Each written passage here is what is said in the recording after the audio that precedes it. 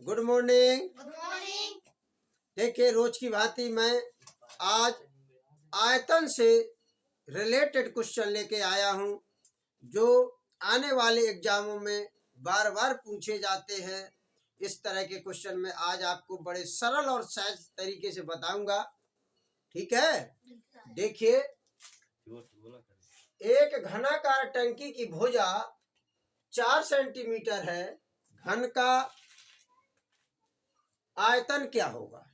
घन का आयतन, जो टंकी होती है वो घनाकार है। ठीक है, घन के आकार की है। तो देखिए, घन के आयतन का सूत्र होता है घन का आयतन बराबर भुजा की पावर 3। क्या होता है? भुजा की पावर 3। इसीलिए इसको हम लिख देंगे। भुजा क्या है हमारे पास? 4 सेंटीमीटर।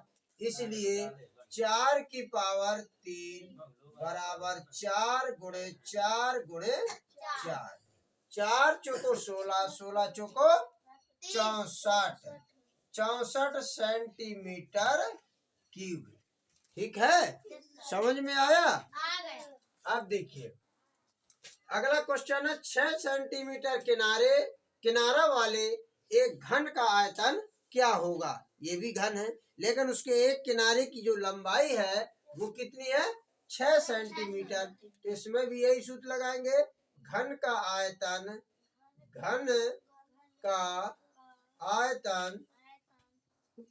बराबर भुजा का क्यूब। तो इसमें भी भुजा 6 है, तो 6 की पावर 3 बराबर 6 गुणे 6 गुणे 6। तो ये आ जाएगा 216 सेंटीमीटर क्यूब। अगला क्वेश्चन है, समझ में आया?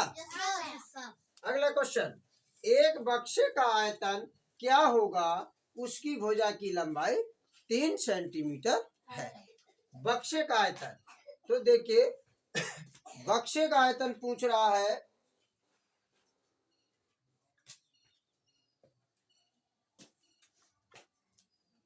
तो इसकी भुजा कितनी है? 3 सेंटीमीटर है।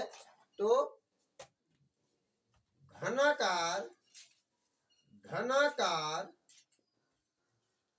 बक्से का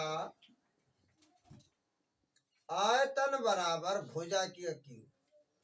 भुजा का क्यूब। भुजा क्या है? 3 सेंटीमीटर। 3 का क्यूब 3 गुणे 3 गुणे 3 बराबर 27। 3 तर का 9 और 9 तिया 27 सेंटीमीटर क्यूब। क्लियर? अब देखिए, एक घनाभ के आकार के संदूक की लंबाई 4 सेंटीमीटर है, चौड़ाई 1.5 सेंटीमीटर है और ऊंचाई 1.75 सेंटीमीटर है। संदूक का आयतन ज्ञात कीजिए। देखिए, ये घनाभ है।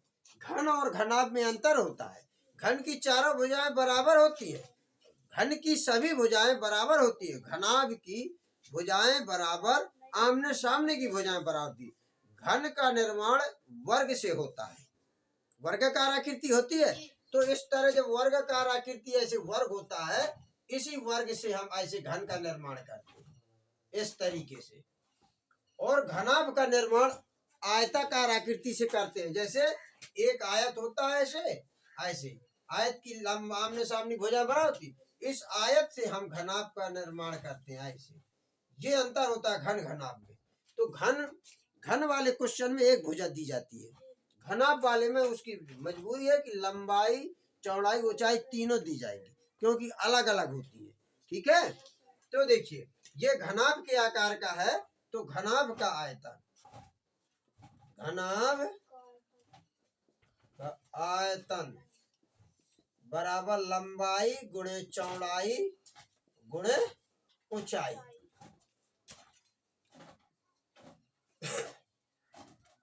तो लंबाई देखिए 4 सेंटीमीटर है, चौड़ाई यहाँ देखिए 1.5 है और ऊंचाई देखिए यहाँ पे 1.75 है, ये दी है 1.7। 15 का गुणा 4 में किया, 15 चौको 60। इनका गुणा किया तो हमने 60 पाया, और यहाँ एक अंक के बाद दशमलव तो हमने दशमलव लगाया। इसके बाद हम 1.75 में गुणा करेंगे तो देखिए ये अंक छोटा है, मतलब सिंगल डिजिट है, और ये इसमें 3 डिजिट है, इसलिए हम सीधे सीधे 6 का गुणा कर देते हैं पूरे में। 6 पंचे 30 की 0, इसको उल्टा करके लिख लीजिए, आपको समझ में ना रहा हो। 1.75 गुणे 6.0 है, तो 0 को हमने लिख लिया। 6 पंचे 30 की 0, वहां से लाई 3, 6 सते 42, 42 और 3 45 की 5, यहाँ से लगाई 4। देखिए 6 पंचे 30 की 0 हलाई 3, 6 सते 42, 42 3 45 हलाई 4, 6 कम्मा 6 6 4 10। देखिए एक अंक के बाद दशमलव यहाँ है, 2 अंक के बाद यहाँ, 3 अंक के बाद लग गया। इतना आपका जो है सेंटीमीटर की ये आंसर हो गया। क्लियर? फिर से चेक कर लीजिए। 6 पंचे 30 की 0, यहाँ से लाई 3, 6 सते 42, 3 45, यहाँ से लगाई 4, 6 कम्मा 6 6 4 10। अगला क्वेश्चन है, एक घन का विकर्ण 6√3 सेंटीमीटर, इसका आयतन क्या होगा? घन के विकर्ण का सूत्र होता है, घन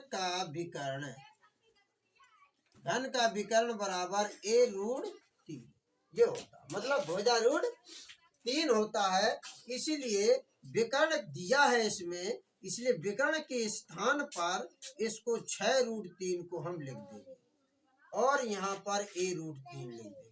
√3 से √3 कैंसिल हो जाएगा, a बराबर 6, हमें भुजा प्राप्त होगी। क्या मिली? भुजा। अब हम घन का आयतन निकालेंगे। घन का आयतन बराबर भुजा का क्यूब, तो 6 का क्यूब, 6 गुणे 6 गुणे 6 बराबर 216 सेंटीमीटर क्यूब। समझ में आया? आगे देखिए,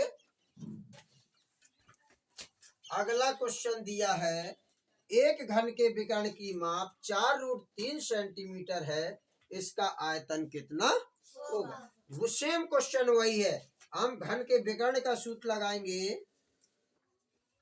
घन का विकर्ण बराबर a√3 अर्थात भुजा√3, एक को भुजा बोलते हैं। तो यहाँ पर विकर्ण दिया है 4√3 बराबर a√3, इस √3 से √3 कट जाएगा, a बराबर 4, भुजा प्राप्त हो गई। घन का आयतन बराबर भुजा की पावर 3, तो हो जाएगा 4 की पावर 3 बराबर 4 गुणे 4 गुणे 4, 4 चौको 16, 16 चौको 64 सेंटीमीटर की। ठीक है? समझ में आया?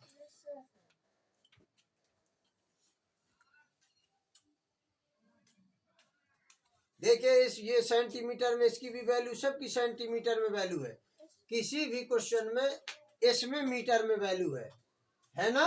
हाँ, ये गलती कर गए थे, इसमें मीटर में वैल्यू है, तो मीटर की पावर 3 होगा, मीटर क्यूब हो जाएगा। ठीक?